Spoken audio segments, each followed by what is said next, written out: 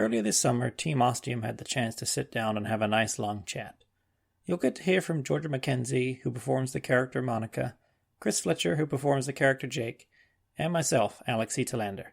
I write and produce the show, and also do the voice of Dave/Steve. In the third and final part of this special Behind the Ostium, we have the second half of our Q&A session, as we attempt to answer fan questions, as well as some tricky ones I came up with to try and stump them. If you enjoy this chat, you should really consider becoming a patron of Ostium. For just $2 a month, you can get access to the entire Behind the Ostium series. We cover all of Season 1, as Dwayne and I talk about each episode, and right now we're working through our world-building series. You'll also get access to all the Ostium files, with new ones coming, outtakes, and lots more. Plus, by supporting Ostium, you'll help fund the show and help pay our actors. You can find all this and more at patreon.com/Ostium Podcast. That's enough of me. Here's the final part of our special Behind the Ostium with Team Ostium.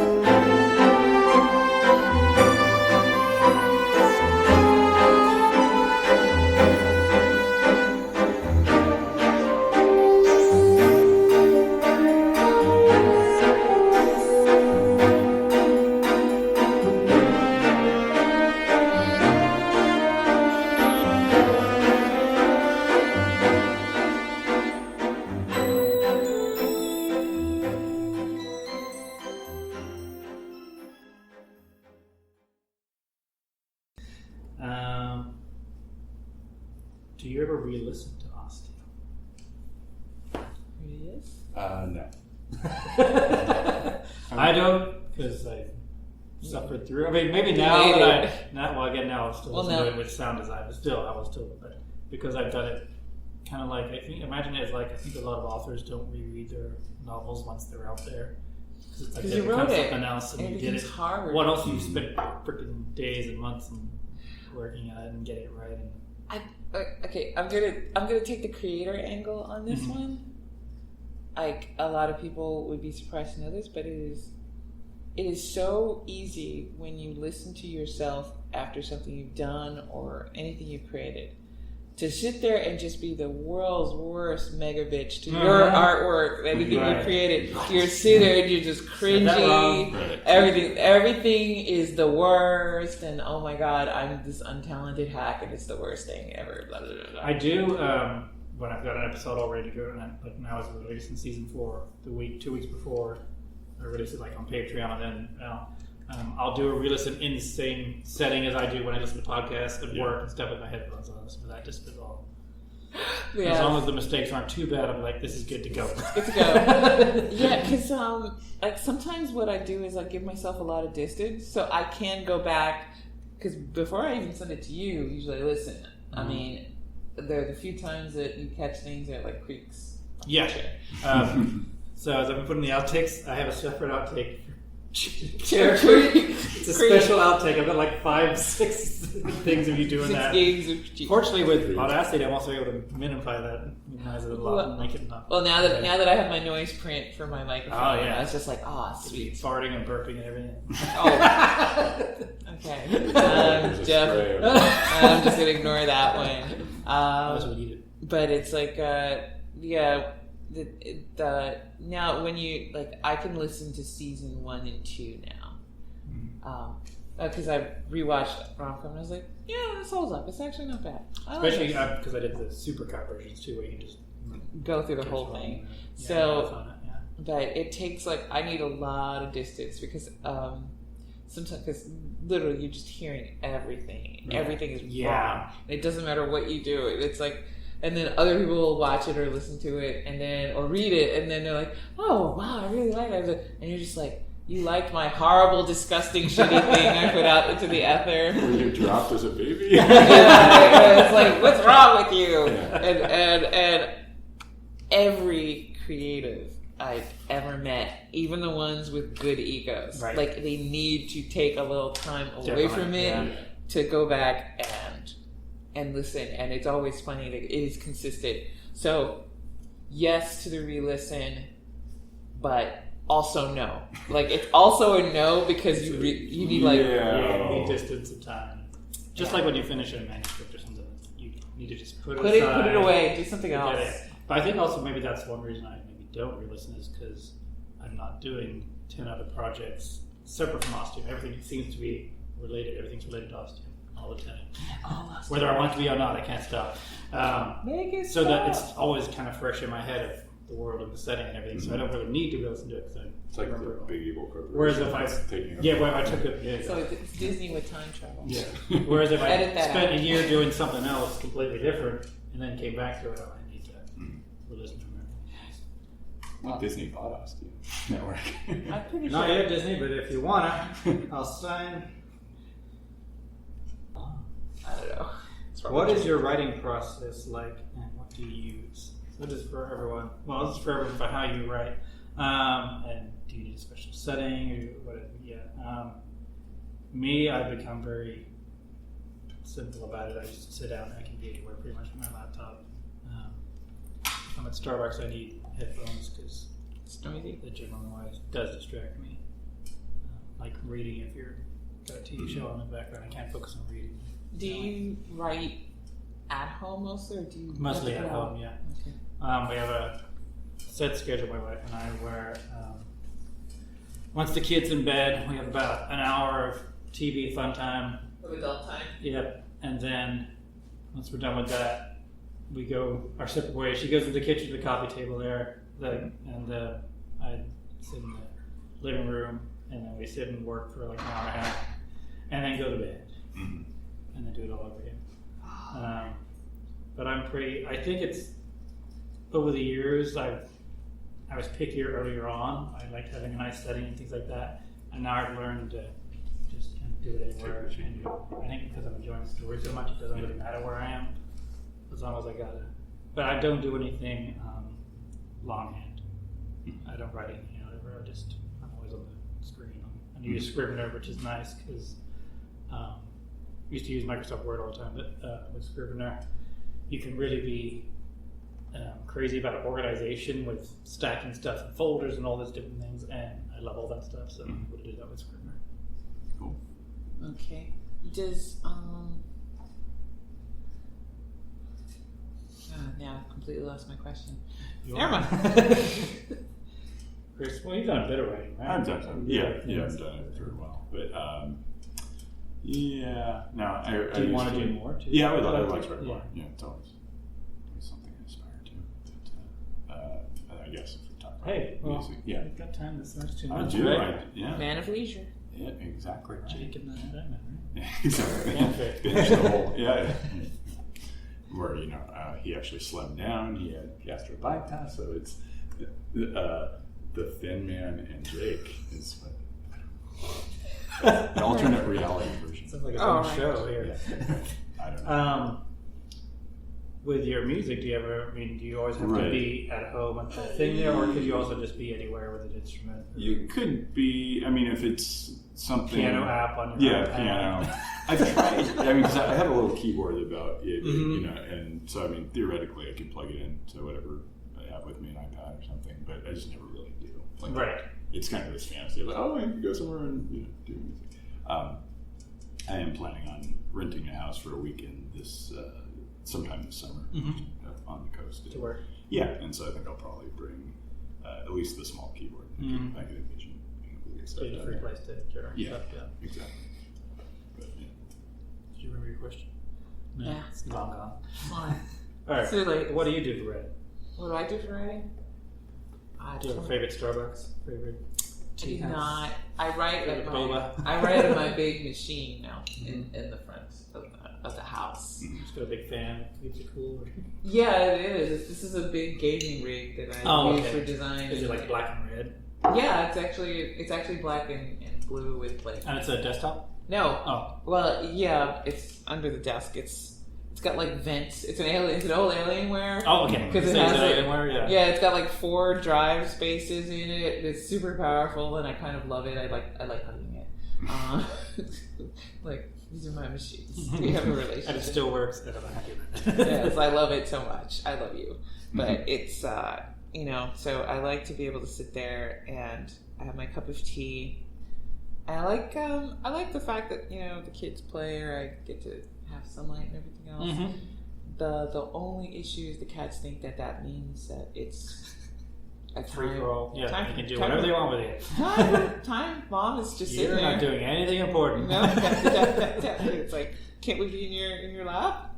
No. So did you usually in the evenings then, or towards the end of the day, or at any time? Usually at the end of the day, like a lot of, like at work, it would be like, you know, I'm out by 7:30, and then I would work, and then from work I would literally run straight to the gym, work out there for a couple hours, come back home, get everything taken care of, and then, oh good, I have like an hour to myself to write.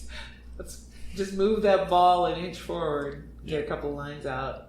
But sometimes it's that, or you know, it's pulling teeth to get a sentence out. Yeah. Or you're just sitting there and just like, fuck. And then sometimes you manage to clear your schedule. Oh yeah, Mary, my wife, she does at least, I think it's 3 sentences a night is a rule. She sets us up. Whether she's, I mean, she can have a whole great writing session and do all that or whatever, but the rule is at least 3 sentences a night. 3, just all you need to do. Even if it's like 3 minutes before you go to bed, throw a bunch of crap on the page. That's it. it. You did something. Honestly. And if you keep doing it, you'll have 3 months later, you have a pretty big thing. Yeah. I Grows mean, and grows. some stories flow so well. Like Rom-Com Studies, the script for that came out of trying to write a kind of Hallmark movie romance thing, and I hated everything about trying to write a rom-com, and I was just like, man, I just want a zombie to come through and eat like I want a zombie horde in this script so bad. I want a nuclear strike. I want gang warfare that kills all the characters in a terrible, horrible way, just so this thing will never be done. And then I was like, you know, you are just terrible at romantic comedies, and you need to own the fact that you couldn't do a light, happy romantic comedy if your life depended on it. And so I wrote that situation, and that flowed. And some things flow easier than others. A lot of times, I find though, no matter what, even if it's hard, like Marion's thing, 3 sentences. If you can get a couple sentences out a page, sometimes the next time you come through, you've laid the ground for like a flow. Yeah. And you can just take a flow period and write more. Now, what about when you're done? Do you like to end? Some people, which I think is disgusting, end like halfway through a sentence. And they're like, that way I can start right off the next time. Nope. I like to get complete thought out.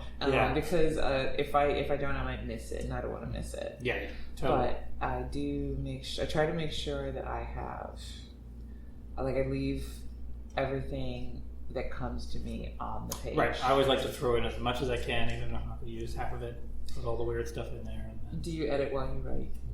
Oh yeah, me neither. I and Marion used to a lot, and now she's switched a little bit more to in between, kind of. But yeah. Yeah, I try not to. I mean, sometimes you're just like, I started off with this word, and I don't know what comes after this word. I'm going to delete this word and start over. I think I have something else. I don't know if it's because I'm coming from doing more books, full manuscripts and stuff. It's like I got a lot to write. I'm just going to throw everything on here, cut everything I need to out later. But for now, I'm going to put every weird, random thought that comes in my head into the story. Honestly, the weird, random thoughts are often where the best parts of the story come in. But yeah, I mean. So I'm going to use this word over and over again, and I have to take it out. And take it out? Because all he does is smile. He never does anything. Well, that's one thing I've definitely learned to do, and it's getting the. I've always admired your writing discipline. You sit down and you try to get like a lot of words done.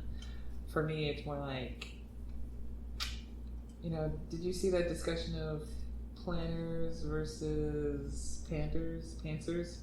No. Oh, writing Twitter had I think it was the TV writing Twitter.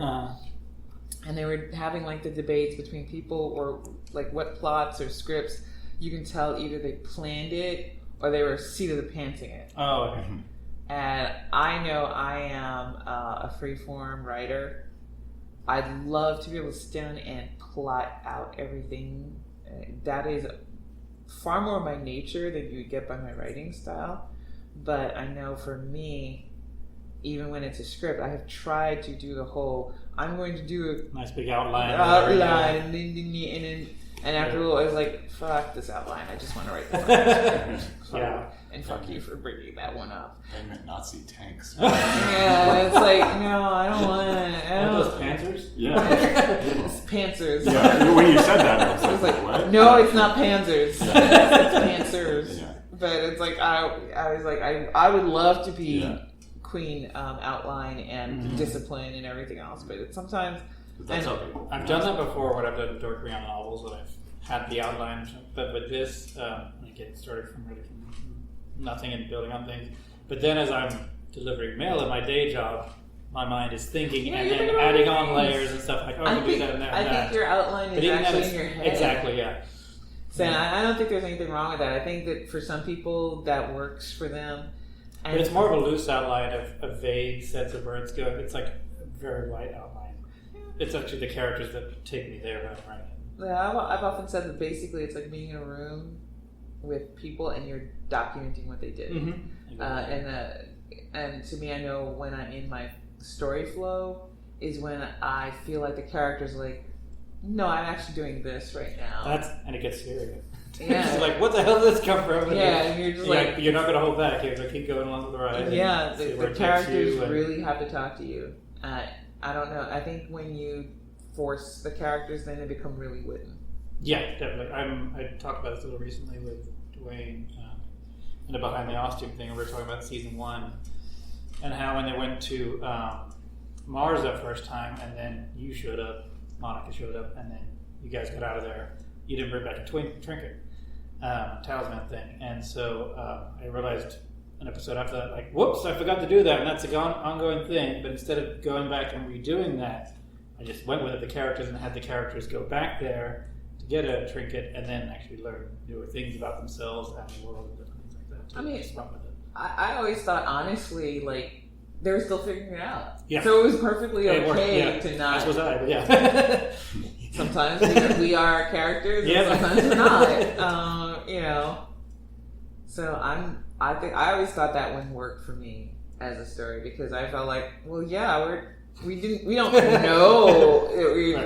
Oh look, you were There's supposed no to rule book we're supposed to be following. We're gonna vibe. You know, A Jake is DM supposed telling to, us where to go. yeah, Jake is gonna just vibe on something. It's gonna happen, and it's like it doesn't happen. I think honestly, having the inconsistencies until you build up to this is the rules of the game, and it's okay to have them make mistakes. And honestly, one of the things I don't like is that Mary Sue, Larry Stu component where they just know shit in an odd situation. And whatever, yeah. Yeah, look, I'm the first person that in a zombie movie, I'm like, why the fuck are these people all acting like they've never heard of a zombie movie? Right, yeah.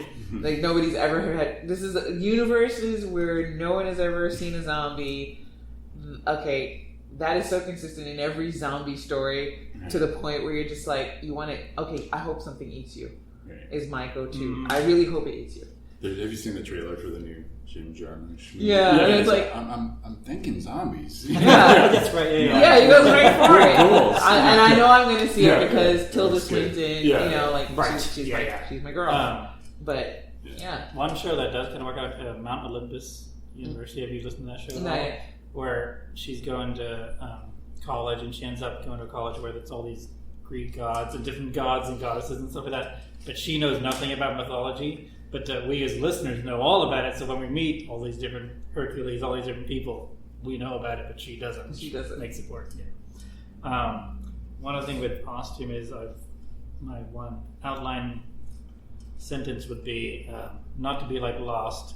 I'd actually roughly know where I'm going, but to have a sense that it is going where I want it to go, but also it never gets too predictable. That's one thing I don't want. That's why I think even though I don't necessarily know what direction it's going to change, I know it's going to all of a sudden change left and do something really weird. Well, that's the thing. I mean, I think that the problem is like especially for established shows, they have the rules. Yeah.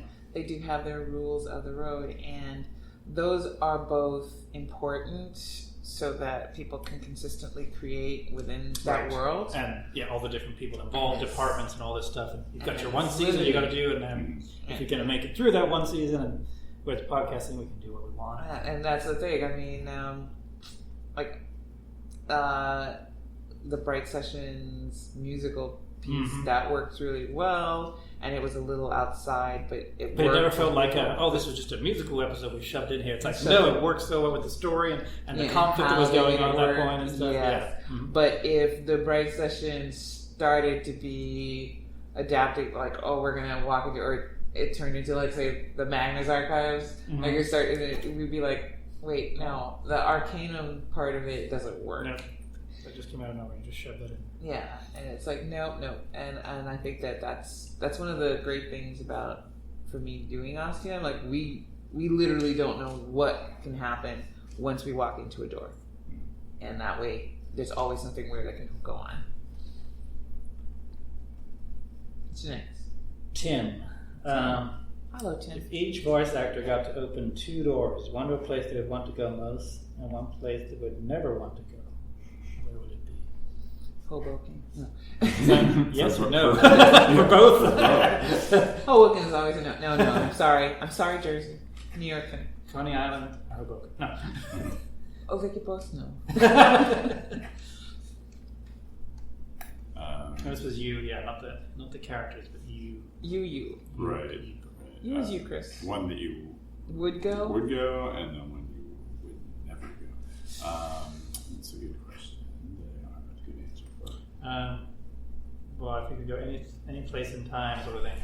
Right. I'd want to go to the future to see how awesome it is. And while I would like to go to the past, I know things were pretty much just always shitty, no matter how rich and great you were. So the idea is good, but no, I don't want to go to the past. Well, I love the Middle Ages, but I do not want to go be stuck there and break a leg and be like, well, now I'm screwed. Now, look, dysentery. Yay, sepsis. Nothing is clean. Now they're going to bleed me. Wait. That doesn't work, and now I'm half dead. Thank you. And the future, just because I want to see if we make it that far and where we're going to go, what can happen. What do we do? Are we going to make it to the stars? Are we going to go far? I have a great belief in the human ability to fuck things up. So, but I don't think you're being let down. No. It is the one time I love trending on Twitter is at all points in time. Please disappoint me on this one.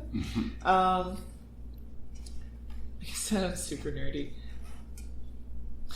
I'd be in Middle Earth. Oh no! That's a good one. I'd be in Middle Earth. I'd be post War of the Rings, and I'd like to see what happens after. Yeah, I want anywhere specific, or all over. I wouldn't mind traveling. I'd visit Bombadil, of course. You want to see that? I would not fall asleep in the shadow of a barrel. I'm a lot smarter than that. Shortcuts make long delays. And I would have to see Hobbiton, but I don't think I'd roll out of there. And I would like to see just the stay for the celebration of Bilbo's. No. This would be post. So we're talking. Yeah, I'm just saying he's not there, but they still celebrate his birthday every year, don't they? Well, that would be. Well, that was when Frodo was there, but that was before Frodo left. I don't think they did that. Did they do it afterwards? No. Frodo was way too depressed. But I think definitely before Samwise leaves for the check out all his kids because he's gonna have a lot of Sam. Well, I think, but that's after Rose dies. But he leaves after Rose dies. But I wouldn't mind seeing at that point to see all the changes, see the flowering of the white tree of Gondor, and maybe also now that they've experienced the world too. Yeah, brought stuff back. I would love to go to Laurelin. Yeah, because stuff changes. Unlike in Westeros, where it stayed exactly the same for millennia, and no technology has been invented or anything. I've always wondered. They still about fight with swords and occasional dragons. But it's like, I would probably be doing like a travel log through, but not. I don't want to come too late when it's too many freaking humans. That's right. It's Stuffing the age through. of man. God, you're everywhere. Jeez, I don't want to be there after the last white ship sails. And place I would not like to go to. Family reunion. That's it. I would pretty much explore anywhere, but please. All right, Chris, you had to Let me think. do what you get. Okay, so So I guess not want to go would be school. school. Not right now. Right now, it's like that's the last place you want to be. You want Back to in be that friends. yearbook room, That's a good one for not. staring up, and it's like a bad dream where you wake up and it's like you've got the yearbook file and it's Yeah. corrupted or it's blank. It got deleted and it was due yesterday. Then want to go maybe like something where you end up in like a quantum level version of reality where Like things virtual are. reality or just Well, yeah. Well, I mean, you know. you want a holodeck? Well, no, not like that, but in the sense of how possibilities can come and go in waves, and but we always say, oh, but that's not for us. That's only for the quantum world. You know, for the, you know, You want what if that. the macro world was quantum? You know, it behaved like Weird timey wimey waves stuff. of probability. You know, like cresting and crashing and your day. You know, Like that Farscape episode when it was like there were like 4 different levels. Remember, they were all different. There was one was red, one was blue, and one was all weird shit. Yeah, Farscape was really all weird shit. That's what we get when the Muppets are involved. Ostium or musical artist, who would it be? Prince. It's It's just a lot of variety. That's Yeah. why. Because Prince can do just about it. I put this in because a friend asked me that before, and I said Mike Oldfield because I got really into him in the last few years. But also because he can't fit in any genre. He's just weird and all over the place with everything he does.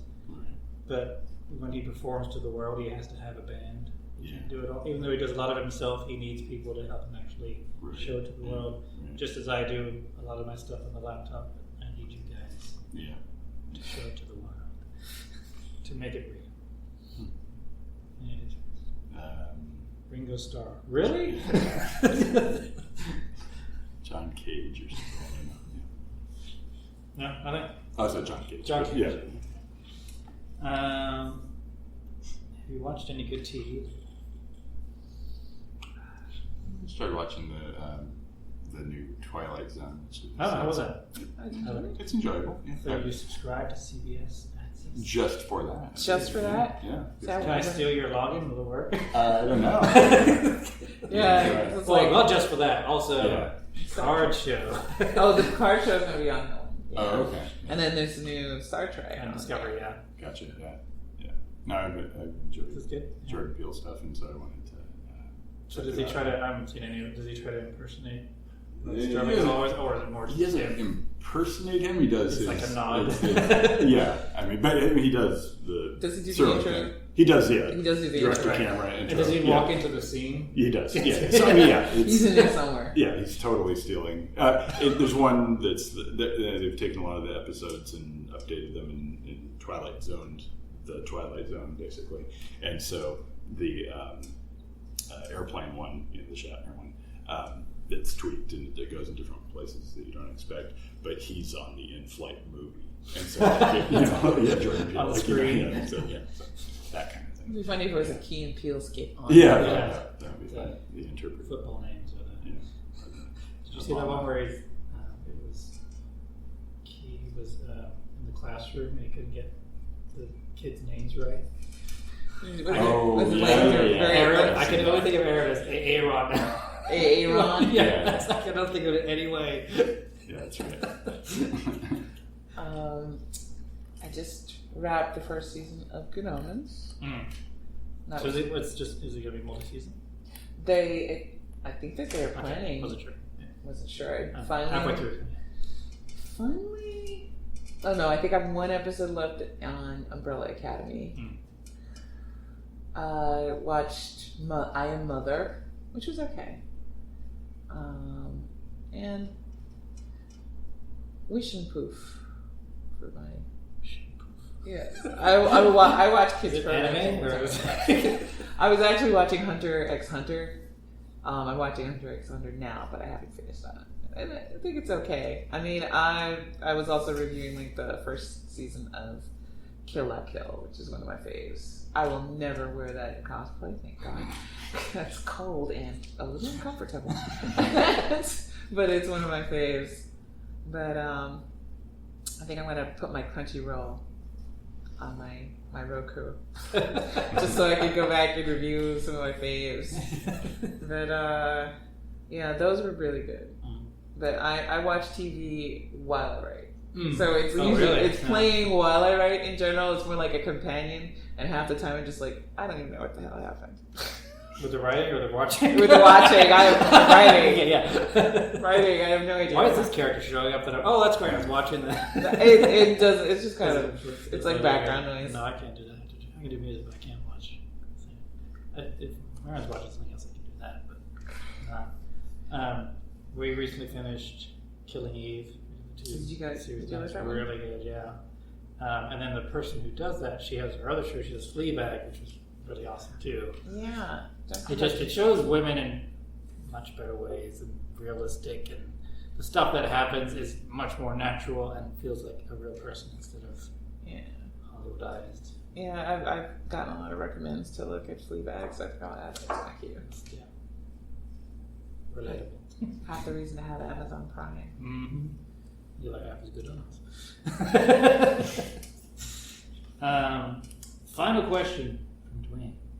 Has your character taught you anything about yourself? They just taunted you. Well, could be that could be it. Yeah. That helped you. Let me think about it. I think the free associative quality of the character, it's something that I can relate to. Really had Jake. Just go. It kind of goes and off in tangents and Do you feel like it's brought you out a little bit more doing the performances? Probably, yeah. I think so. Yeah. Musicians are always super quiet. And it's like, unless there's music playing, it's just not like quiet and moody. I don't know. I'm a musician. Brought you a little out of your shell. Brought you out. A little more to take more risks in life. Yeah, sure. Like sign up for a yearbook class. Never thought was Thought it would be But fun. fun and easy work, some good money. Yeah. It's like, no. Yeah. It's all Literally, this. I could look through all the emails I've sent Chris. I would, but the yearbook it's just killing me. Yeah. That's fun. Dave has taught me I can still do a passable English accent. Are you received pronunciation? Has he received pronunciation or? Received what? It's more like BBC standard. Mm-hmm. Well, it's my mangled accent from my parents and people I hung out with and stuff, which was all over the spectrum. So Yeah, having a multinational friend group is definitely a bonus for a voice actor because you get lots of examples of different accents. Right. and that happens whenever I Skype with my family too. I just switch over. Yeah. And then it happens if I talk with Australian people or whatever too. If I talk with them long enough, I start So to you just like, you pick up the accent. And I get that my dad's like that too whenever he talks to me. It's hard. What has Monica taught you about life? I can't say cussing. Counts with the term. Lots of cussing. Well, it actually taught me that I enjoy doing it. You know, I mean, it was nice to, like, it was originally like for animation because I did so much visual work. And I was like, oh, you could actually just convert it. Duh. So it taught me that, be a little bit more flexible and open up a lot more on that one. And definitely a lot more vocal techniques coming up with that. I believe I'm one of those push for your craft kind of things people. So that was fun. That helped. Cool. Very good. That about does it. Yeah. All right. Thanks, guys. It was fun. All right. I'll help you bring all the All the equipment. Let's break down the equipment.